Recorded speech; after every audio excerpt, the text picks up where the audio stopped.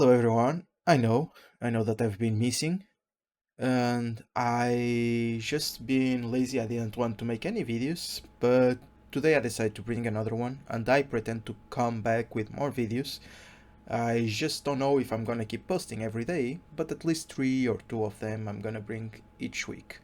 Other thing is that I don't think I'm gonna focus just in Pokemon games because right now I don't have any other Pokemon games that I can speak about and I can make a video about that I don't feel like to play it.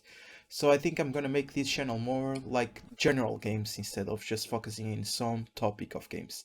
What I'm going to do is recommendations and speaking about each games that I might like to speak about. Anyways, for today I'm gonna bring another Pokemon video and today I'm gonna present Pokemon Pathways.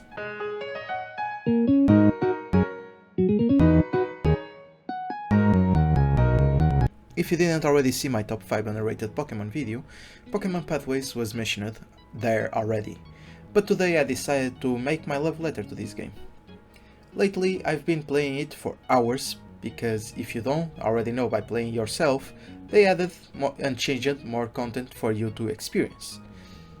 I love this game a lot, but even with how much I love it, and with how much fun I have playing it, it has its cons too. But more of that later. For now, I'll tell you what Pokemon Pathways is really about. So, Pokemon Pathways is what we would call an RPG. It's a roleplay game where you play as a student in a Pokemon school. You choose your mentor, become friends with your classmates, and possibly even get a romantic partner. In this game, you have 3 things called aura that will dictate your story. You have dark aura, light aura, and neutral aura. The more dark aura you have, the more dark your story will be, meaning that you will be and become some sort of anti-hero or villain. If you have more light aura, you're gonna be the reverse of that, of course. And obviously, the more neutral aura makes you being half and half, like choosing being bad, choosing being good in certain things. It's gonna make you be more neutral. These 3 things will dictate how your story ends and the path that you're gonna take, which is the name of the game, Pokemon Pathways. So all I need to say is for you to choose well who you befriend with and how to act in the main story. The quests affect those kind of hours too, so be careful with kind of quests you do and try to read every quest that you accept, because sometimes you can just accept the dark quests that will make you do bad things and increase your dark hour. Others you will accept light quests that will increase your light hour. Deciding what path you want to take, be careful with kind of quests you choose to. All those things gonna affect your story and changing whatever the path is needed to be. And this is what brought me so much to this game, because I like this kind of thing. I like how well it's done and how immersive it makes for us to play it. I've never seen a Pokemon game like this before, and this Pokemon game manages to change the flow in the story so naturally that you won't even notice that. I really love it 100%, so keep going Pathways, you are in the right place, don't stop it.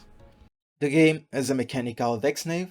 For those that don't know what that mechanic does, is like a Pokédex that shows you how many Pokémons are still there, shows all the Pokémons that you have in the area that you are, and if you have captured them all, if you haven't, it's gonna appear on the next nave, telling you that you didn't find this one, you should keep searching till you find it, etc. etc. It's a very helpful mechanic that, for those that want to complete the Pokédex, is gonna be very good. Uh, and you should, like, for me it's a mechanic that should be in like almost every Romac. I like a lot this mechanic. Pokemon Radical Red has it too, and it helped me a lot to build my team. But anyway, you have stats on this game too. Is a really good mechanic that introduced the stats, going already to a little RPG side, as you know, because in RPGs normally we have stats too, like intelligence, strength, charisma, things like that. And here you have as well. You have strength, you have intelligence, you have charm, and skill, that you can acquire in different ways. You get strength by fighting or training on sandbags, for example. It's gonna be very important for your gameplay as well, because you're gonna need the strength to move boulders, for example, and mine. You're gonna need the skill and intelligence to upgrade your rank, for example. So let me explain, by the way, how the rank in this game works, since we're touching that topic. In Pokemon Pathways, you have ranks, and you start at rank D. You need skill to unlock new floors, where each floor will have different Pokemons, trainers, items, and quests for you. Each rank has a variety of floors to unlock and explore, which is why skill is so important with. To rank up, you will need both skill and intelligence. You will need to choose between doing an exam, which you need intelligence for, or fighting your professor and winning to rank up. You can also only rank up on Fridays, so you will need to pay attention to what day it is as well as playing everything well. Ranking up gives you a lot of good stuff, like rarer Pokemon, harder trainers, and an increased level cap. So if you want to increase your Pokemon level from 25 to 15, you will need to rank up on your classroom. In this game you also have energy, so don't just go around wasting outlet, but rather save it. Consume food like Pokepass in the morning, and before sleeping you can keep your max energy and do whatever you want to do every day. By the way, I don't know if I showed, but it's an interesting information to give to you all, that each food has a variety of status and boosts that will give. Some will give you more strength, others will give you more intelligence, and the reverse happens too. Like for example, Pokepass, if I'm not wrong, she decreases the strength that you train, but you can increase it with other foods like protein, hamburger, and things like that. Just see all the things and the buffs that the foods does. It's gonna appear on the description of the item. So be careful with what you eat. Yes, energy is important for you to have, but if you are trying to upgrade a certain stats, be careful with what you eat. It might decrease that stats. Anyway, the story of this game is insanely good, interesting, and mysterious, with a lot of plot twists waiting for you. It has also card games that you can play. Personally, I didn't try it. I'm not very fan of it, but people say that it's quite fun. So be sure to try it out if you like card games. On weekends, you have a shop where you can buy cards for it, but also moves for your Pokemon, and the best evolution items, and you can turn your Pokemon into a shiny with a certain amount of money. Now the pros and the cons. Its pros are, it has a nice storyline, many mechanics like Mega Evolution's Dynamax, very good and immersive roleplay. You can buy shinies as well and XP candies to difficult less your grind. Nice graphics, especially the card sprites, and a decent difficulty. The cons are, the way the Pokemon spawn is a little annoying as they come out of the grass, and due to that the game can get very laggy at times when a lot of Pokemon have spawned. If the game wouldn't get laggy, I think it would be an interesting mechanic, but since it's lags so much with that thing of Pokemon keeping spawning, I think makes the mechanic a little annoying, and I stopped completely in Pokédex because of it. I was getting so laggy trying to get all the Pokemons that I just stopped. I just started using Repel, and I already had the team that I wanted, and just started using Repel and trying to do the quests on each floor, getting the items, and etc. Just for getting the legendaries and things like that. Yeah, I think it's something that the developer should try to fix it. If it can't fix it, make it like a normal game where you find on the Telegrass without them spawning. But maybe that will be difficult to change, all the codes and things like that will mess up with the game. I don't know, but it's something that really annoys me, and I think I'm not the only one who ever tried this game and lagged with it. Other is grinding money can be a little annoying, especially in early, as you need to mine for it, and that just depends on your luck.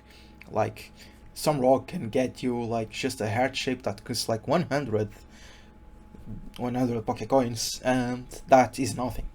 You'll need a lot of money in that game, either for your XP candies, either for turning your Pokemons shiny, either for items like max potions, max revives, everything you need. But don't worry, in late game it gets easier. The first ranks is the only part that is hard for you to get money because you're gonna need to keep going on those rocks, and like I said, it depends on the lucky. Other thing that I think that could be better is leveling up friendship to 100, because friendship here is quite hard and takes a while, as only you get 2 points per day for talking to them and 2 points for battling with them. And then you can do some fun calls with them, but you just can do 3, so yeah, depends a lot on how much fun calls you want and how much friends you want and the luck you need, because sometimes fun calls doesn't give you always the points for friendship, they just increase your charm or the thing. Anyway, these were my personal pros and cons, and overall the Pokemon Pathways is a solid 8/10 for me. It's one of the best ROM hacks out there, and is close to being a 9/10. If it was a little less grindy, like he already tries to fix that grind of the Pokemons normally have, like for the perfect IV, for the perfect status, for the shiny, for the level, and etc. He tries to fix it since you can gather IV and EV stuff on the gym later. You can go like farm a lot in some stones instead of keeping battling trainers to get money and things like that. And later it gets very easy for you to get money, but still in the earliest you need to grind. And when I say grind, a lot for real. Like till I got to rank B, I took like at least 10 hours. After that I just were ranking up till the max fucking rank, bro. It's so fucking different. Like you can do it easily later, but in early is gonna be a little boring because of that. So if they fix that grindy stuff on early and the laggy on the Pokemon spawn, for me it will be easily a 10/10. But despite that, it's a really amazing game, and I 100% recommend you all to play it and try it. If you like Pokemon games and you like kind of Persona be like role playing where you need to be a trainer of Pokemon trainer normally, but you have your school life, you have your friendships that you need to make and things like that. It's overall a game that I recommend for you and you should try. You're not gonna regret about playing it, and I hope that you like the game if you try it. Anyways, thank you for watching my video till here. I know, like I said in the start, that I've been away with making my videos, but I'm gonna try to do a different approach to my channel. I'm gonna try to keep more accurate. I'm gonna try to keep more right in the production of videos here, so you all doesn't need to wait for a lot of time. Gonna try to keep a track on it. Anyways, thank you for watching till here, and have a nice day, have a nice year, and be careful outside.